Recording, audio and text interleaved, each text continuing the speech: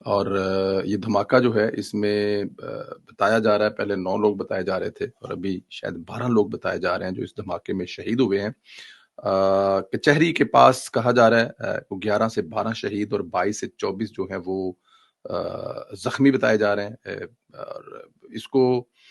کچھ لوگ اس کو سوئسائڈ بھی کہہ رہے ہیں، کیونکہ ظاہر ہے ابھی تک اس کے بارے میں کوئی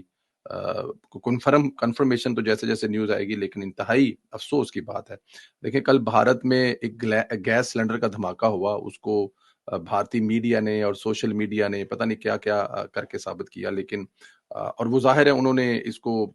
اپنے وہ الیکشن کے لیے وہ سارا کچھ کرتے ہیں۔ بڑی لمبی تفصیل ہے اس کی، کیا تفصیل میں جائیں، کیونکہ ظاہر ہے وہ بھونڈے سے لوگ ہیں اور وہ بھونڈے سے لوگ جو اس قسم کی حرکتیں کرتے رہتے ہیں اور وہ اب بھی کر رہے ہیں۔ لیکن ابھی جو افسوسناک خبر ہے وہ اسلام آباد میں دھماکہ ہے، اور یہ ان دھماکوں سے ہماری جان چھوٹی ہوئی تھی۔ ایک بات یاد رکھیں کہ پاکستان